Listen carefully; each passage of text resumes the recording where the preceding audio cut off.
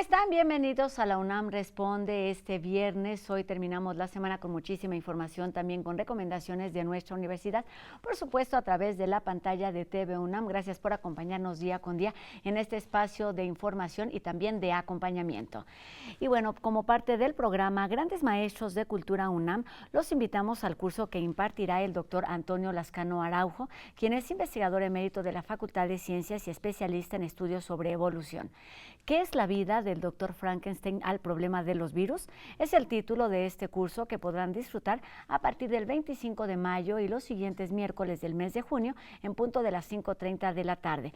Y se concluirá el próximo 15 de junio con una charla que el profesor universitario sostendrá con el escritor Vicente Quirarte y que será transmitida a través del canal de YouTube de Cultura en Directo de nuestra universidad.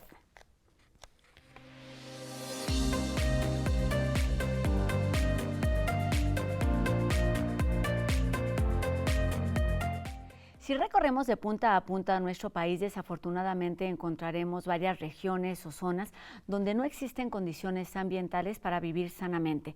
El deterioro del ecosistema, la contaminación industrial y la falta de agua son algunos de los problemas a los que se enfrentan los habitantes de estas zonas que han sido denominadas como infiernos ambientales.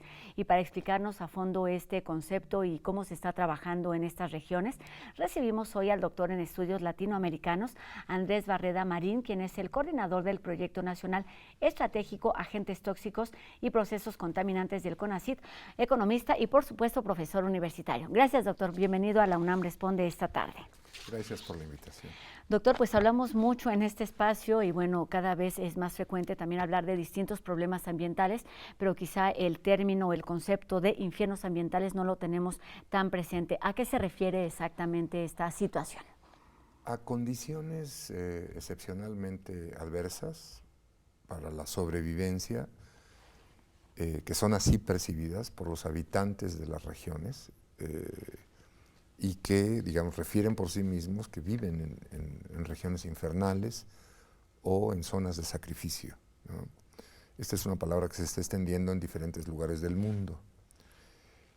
Son regiones que tienen estas características porque se superponen en ellas diferentes procesos de contaminación, pueden ser industriales, agroindustriales, extractivos o simplemente de alto metabolismo de megaciudades, metabolismo urbano, ¿no? Que se generan muchísimas aguas negras, en fin, diferentes procesos metabólicos. Se superponen los procesos de contaminación y entonces superponen muchos agentes tóxicos. O sea, estamos hablando no de cientos, pueden ser miles de sustancias muy tóxicas que están en los ríos, que están en los suelos, en el subsuelo, en la atmósfera. Y también hay coincidencia y superposición de enfermedades graves en las regiones. Es decir, distintos problemas ambientales ahí presentes que terminan siendo tóxicos, además pues también evidentes en los habitantes de estas regiones. ¿Cuáles son las causas, doctor? ¿Cuáles son las principales causas que llevan a estas poblaciones a esta situación? Fundamentalmente económicas. El Tratado de Libre Comercio procuró favorecer el arribo de inversiones, ofertándoles a las empresas globales los salarios más bajos del mundo y uno de los niveles de desregulación más altos del mundo. Es decir, les ofreció ganancias fuera de lo común, ganancias extraordinarias, pagándose, digamos, este precio. China lo hizo y México, para competir con China, hizo lo mismo, ¿no? Además de estas condiciones que se presentan, doctor, donde está presente pues la contaminación ambiental, la pobreza también me parece un poco y también pues la explotación laboral, ¿cómo es que se identifican estas zonas en nuestro país? ¿Dónde se encuentran y cómo se ha hecho este trabajo para ir reconociendo en qué zonas se debe además poner atención y comenzar trabajos de recuperación, de lo que, bueno, hablaremos más adelante? Nosotros llegamos a las regiones por la protesta de los habitantes. Okay. Ellos mismos hacen un llamado de auxilio. A veces cierran una carretera, a veces hacen alguna gestión, hacen algún reportaje, invitan investigadores científicos, Es decir, buscan visibilizar de múltiples maneras, que llevan haciendo esto 20 años, ¿no? O sea, no llevan poco. Nosotros organizamos el Tribunal Permanente de los Pueblos, el Capítulo México, y se hicieron sesiones en múltiples regiones en donde las comunidades alegaron frente a este Tribunal Ético Internacional que se celebró entre 2011 y 2014. Hablamos de 140 casos, sesionamos en 11 regiones, ¿no? 140 casos en 11 regiones, Sí. Todas en México. Esto en aquellos años. ¿Sí? Okay. Y bueno, fuimos identificando que el problema era la superposición de procesos de contaminación y nos dimos a investigar dónde estaba ocurriendo esto. Nosotros actualmente consideramos que debe haber de estas regiones de emergencia sanitaria y ambiental entre unas 50 o 60 en todo el país. Es decir, zonas críticas en donde la salud del medio ambiente comienza a impactar ya de forma evidente en la salud de los habitantes. ¿Qué pasa cuando identifican estas regiones, doctores? Primero se identifica el problema, que son estos infiernos ambientales, después se identifican la zona, las regiones. ¿Cómo es el contacto? Esto es a través de un programa del CONACYT, ¿y cómo empiezan a trabajar con estas comunidades? Bueno, es un poco al revés. Las comunidades, Okay, ellas mismas se movilizaron en 2019 e invitaron a parlamentarios europeos y norteamericanos a recorrer las regiones para visibilizar el problema a nivel internacional. Y en ese recorrido nosotros también participamos y ya como Proyecto Nacional Estratégico PRONACES de agentes tóxicos y procesos contaminantes, iniciamos un trabajo con las comunidades. Las comunidades solicitaron a su vez interlocución con la Secretaría de Salud y con la Secretaría del Medio Ambiente y solicitaron que hubiera una coordinación entre el CONACYT, la Secretaría de Salud y la Semarnat para la atención. para atender. De hecho, el secretario del Medio Ambiente, Víctor Manuel Toledo, públicamente en un artículo de La Jornada nombró a estas regiones como infiernos ambientales. Él reconoció, digamos, que el problema era así de grave. Y se creó una coordinación en donde se lleva a cabo un diálogo con comunidades de 7 regiones de emergencia sanitaria y ambiental. Estamos ahorita trabajando en 7. Eso es importante, doctor. ¿Qué significa que estas regiones o estas zonas con problemas ambientales sean reconocidas o identificadas como una zona de emergencia? Pues que el gobierno está aceptando que sí están en peligro las comunidades, es decir, que hay una concentración atípica de enfermedades graves, muchísima insuficiencia renal crónica, esto es, que además es comorbilidad, ¿no? Hay muchísimos problemas de neoplasias, o sea, hay leucemia en niños muy pequeños, malformaciones al nacer, muchos problemas, digamos, de enfermedades degenerativas se concentran de forma excepcional, sobre todo en algunos focos críticos de las propias regiones, ¿no? En algunos municipios donde hay muchísima industria y muchísima descarga industrial en los ríos o en la atmósfera, que no parece ser regulable, ¿no? Estas problemáticas o estas situaciones complejas pues no se dan de la noche a la mañana, doctor. Implica pues que haya pasado, me parece, una buena cantidad de tiempo y una responsabilidad eso le quiero preguntar, entre habitantes, entre empresas, entre autoridades de todos los niveles. ¿Cómo se puede explicar una situación de este tipo y qué se puede hacer para comenzar a revertir estas problemáticas? Yo pienso que la explicación es económica, es decir, que se les facilitó obtención de ganancias extraordinarias y que se hizo lo posible para que estas no fueran afectadas. Es decir, que se llevó a cabo una formación sesgada de leyes y de estructuras institucionales que permitieran que todo esto ocurriera. El ejemplo más típico es la NOM 001, que regula la calidad del agua, que no registraba, le pongo un ejemplo, en el río Santiago, en el Salto, Jalisco. El Instituto Mexicano de Tecnología del Agua, la doctora Yolanda Pica, hace una investigación entre 2009 y 2011. Encuentra, porque fue lo que buscó, podría haber encontrado más, 1090 sustancias tóxicas en el río. Y la NOM no prohíbe ninguna, la 001. Esta NOM se acaba de cambiar, pero en un margen pequeño, ¿no? Entonces, las normas fueron hechas a modo para permitir ganancias obscenas a costa de la destrucción del medio ambiente y la salud de la población. Es una responsabilidad criminal de las administraciones anteriores la que se tiene en que exista esta situación en estas regiones. Es por eso una de las razones que estamos hablando precisamente de temas ambientales, no con gente relacionada a esta disciplina, sino precisamente desde el punto de vista de la economía. Pero lo que sí está presente, doctor, en todo este proceso de identificación, de reconocimiento y de trabajo, es la investigación que se realiza con el objetivo de incidir en las comunidades. Sí.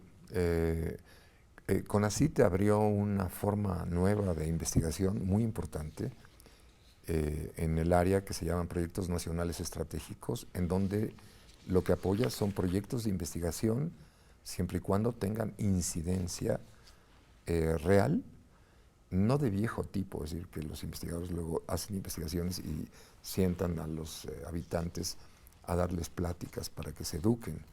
No, es sentarse a trabajar con ellos para escuchar cuáles son los problemas que tienen, cuál es la mala experiencia que han tenido con las gestiones gubernamentales, dónde perciben que es necesario. Ellos ya tienen en estas regiones ya tienen mucha experiencia de interacción con la comunidad científica, con algunos científicos raros que se mantuvieron trabajando con las comunidades, aunque eso no estaba de moda ni era muy gratificado.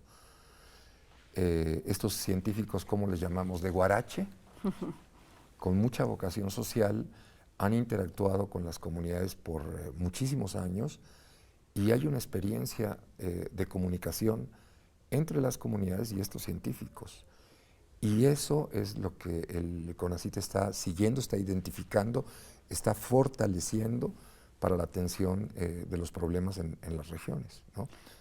Y ponernos en coordinación con la Secretaría de Salud, que ahora es muy atenta al problema, y con la Secretaría del Medio Ambiente. Intentando atender y también entender lo que puede pasar más allá de estas comunidades. ¿Cuáles podrían ser los efectos de esta situación más allá de las regiones y más allá de estos efectos inmediatos que ya se siente que son, por supuesto, delicados, las enfermedades que se presentan en distintos sectores de la población? ¿Cómo podría impactar estos infiernos ambientales al resto del país? Y bueno, sabemos que a la humanidad completa, lo hablamos en distintos momentos, estamos conectados y pues la salud de uno depende o impacta también en la salud de todos los demás seres vivos. Mira, la pregunta es súper importante porque México, como está cambiando ahorita el mundo tan fuerte, con la guerra de Ucrania, con la recesión tan fuerte, y se vienen, digamos, peligros tan graves como el de hambruna, también se está cambiando la estructura de la inversión en todo el mundo. Entonces, mucha inversión de Asia se está viniendo a América y en particular a México. Entonces, es de esperarse que los parques industriales y las inversiones van a crecer. Si no se regula, si no se atiende este problema va a crecer y sería gravísimo. Entonces, es muy importante que todo este beneficio que viene ahora para México, para que pueda crecer económicamente el empleo, la inversión y la generación de riqueza, es fundamental que nuestra normatividad se ponga al nivel de Estados Unidos, que es bastante mala, sobre todo al nivel de la de Europa, en donde hay mucha experiencia en la regulación de estas zonas ambientales. Eso sería básico para que el crecimiento económico y el empleo no termine en que los propios trabajadores luego tengan que gastar sus ahorros en atender a sus hijos con enfermedades degenerativas, que es lo que pasa en muchas de estas regiones actualmente. Doctor, eso tiene que ver con evitar que sigan creciendo estas zonas de riesgo y que se sigan complicando pues, la situación de los habitantes de estas distintas 7 regiones. ¿En dónde están ubicadas solamente estas regiones que hay identificadas? La primera está en el Salto Jalisco, que es una caída de agua espeluznante por la cantidad de tóxicos que lleva. La segunda es el norte de Guanajuato, que es una zona de agroexportación, que perforaron 3,000 pozos, más allá de lo lógico, para exportar y exportar. Y entonces, claro, sacaron de las profundidades agua con arsénico y con flúor. Entonces, son decenas de comunidades contaminadas. La región, los habitantes la llaman la Cuenca Independencia, es donde está Dolores Hidalgo, okay. San Miguel Allende. Sí. La tercera es la frontera de Hidalgo con el Estado de México, donde está el Valle del Mezquital. Ahí está un centro industrial enorme, está la refinería de Tula, ahí se produce el 40% del cemento de México, ahí hay una contaminación espantosa, llegan todas las aguas negras de la Ciudad de México. La cuarta está en el Estado de México, en Toluca, que es un centro industrial muy importante, pero cerca de allí, en las faldas del Nevado de Toluca, se produce el 80% de las flores de México. Entonces el uso de agroquímicos provoca muchísimos nacimientos con malformaciones, ¿no? Niños que nacen sin ojos. Eso se llama Villa Guerrero, de Villa Guerrero, Santiago Tianguistenco, Toluca, hasta Tlacomulco. Esa es la cuarta zona. La quinta es la frontera de Tlaxcala y Puebla, okay. En donde hay es también un centro automotriz muy, muy importante. Hay 19 parques industriales. La quinta está en el oriente de Puebla, donde hay un centro muy importante de producción de carne de cerdo. Hay 1,5 millones de cerdos ahí concentrados, sin una regulación apropiada. Y la última es en el Istmo de Tehuantepec, en el norte del Istmo de Tehuantepec, donde es un centro petroquímico muy importante que va a crecer ahora, ¿no? Es decir, regiones ubicadas en distintos estados de la República, doctor. Y para terminar, la pregunta es, ¿cuáles son las alternativas para acabar o para controlar esta situación de infiernos ambientales en todo el país? Además de mucha investigación y coordinación entre las secretarías, lo que más se requiere es poder decretar estas zonas como zonas de emergencia ambiental, crear instrumentos jurídicos para poder llevar a cabo acciones especiales y sobre todo la reforma de nuestras leyes, creando una legislación unificada, profunda y completa de la totalidad de las sustancias tóxicas, de los procesos contaminantes y correlacionados con las regiones de emergencia. Se requiere la creación de no solo de reglamentos y normas, sino de leyes especiales para atender estos problemas. Y eso, principalmente atender estas problemáticas que ya se están presentando en distintas regiones para que no se sigan multiplicando y este problema siga creciendo. Es necesario, por supuesto, el desarrollo industrial, pero al mismo tiempo de que se cuide pues, el bienestar de las comunidades en todos los sentidos. Y sabemos que todo lo que hacemos se ha demostrado y se ha hablado mucho de este tema. Todas las acciones humanas van impactando, a fin de cuentas, en la salud y el bienestar de nuestro planeta, de nuestro ambiente. Mucho que hacer en este sentido, doctor, y pues gracias por venir a compartirnos lo que significan estas zonas de riesgo o infiernos ambientales. Doctor en Estudios Latinoamericanos, Andrés Barreda Marín, coordinador del Proyecto Nacional Estratégico Agentes Tóxicos y Procesos Contaminantes del CONACYT y, por supuesto, profesor universitario. Gracias, doctor, y muy buenas tardes. Muchas gracias a ti. Gracias. Y seguimos con más información. Cambiamos de tema porque a través de la música los jóvenes pueden generar conciencia sobre diversas problemáticas. El día de hoy les presentamos el caso de un chico preparatoriano que se expresa a través del rap.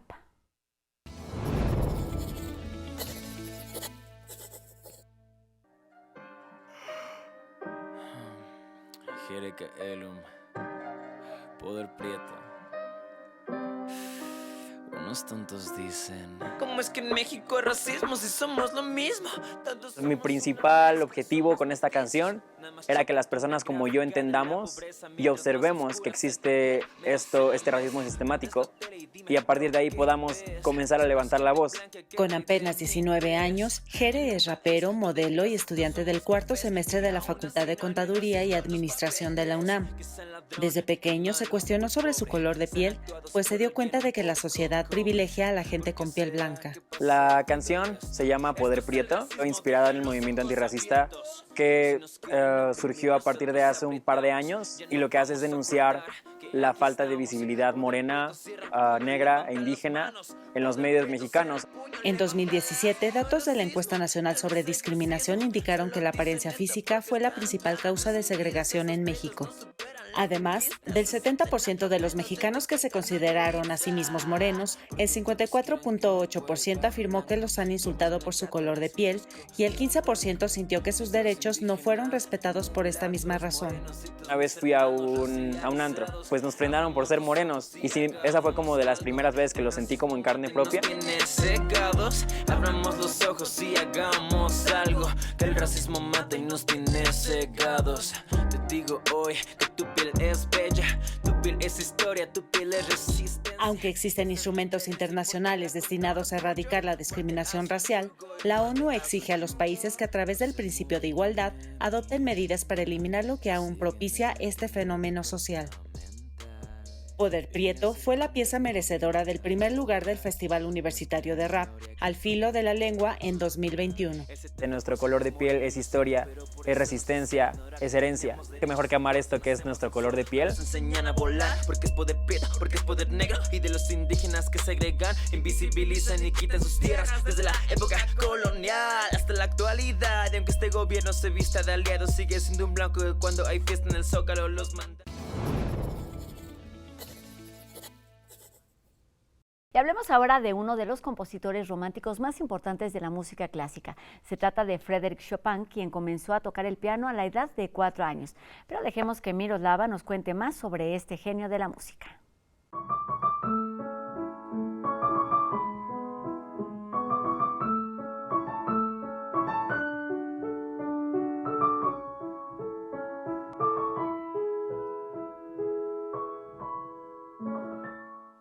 Hola, hola, bienvenidos a las notas de Miroslava.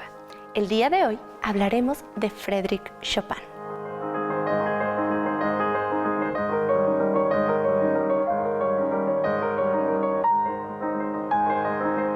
Si el piano es el instrumento romántico por excelencia, se debe en gran parte a la aportación de Chopin.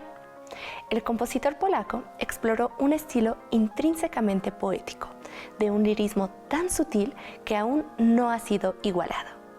Su maravillosa técnica, su refinamiento estilístico y su elaboración armónica se han comparado históricamente, por su influencia en la música posterior, con las de Wolfgang Amadeus Mozart y Ludwig van Beethoven. Chopin comenzó a tocar el piano a los 4 años. Frédéric y sus hermanas crecieron en un entorno en el que el gusto por la cultura y en particular la música era considerable.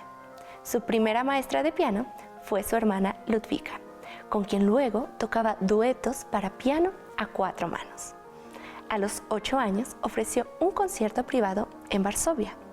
Con 12 años, Chopin ya había actuado en los salones de muchos aristócratas polacos y creado composiciones originales. Más adelante, realizó estudios de armonía y contrapunto en el conservatorio de su ciudad. Su primera obra publicada data de 1817. A partir de 1831 vivió en París, donde trabajó como profesor, pianista y compositor.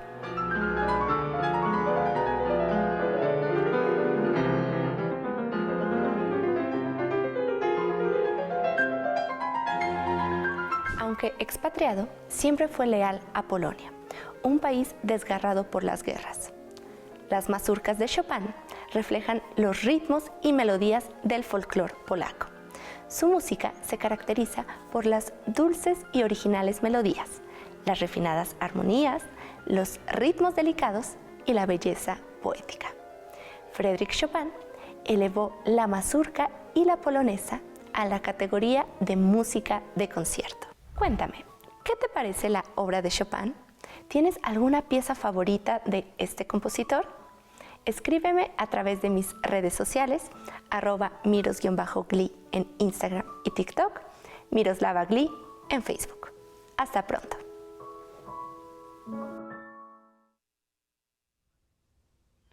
Aquí solamente un ejemplo de comenzar con expresiones artísticas y musicales, lo que nos platicaban justamente el miércoles, ya cercanos a edades cada vez más tempranas, a la iniciación musical en particular y a todo tipo de expresiones creativas y artísticas en general. Y bueno, con esto terminamos nuestro programa de hoy. Recuerden aprovechar las actividades, por ejemplo, de la LEF que se llevan a cabo tanto de forma presencial como de forma virtual, y también todos los días un pequeño resumen, una probadita de lo que sucede en este encuentro de arte y ciencia a través de la pantalla de TV UNAM en punto de las 7 de la noche.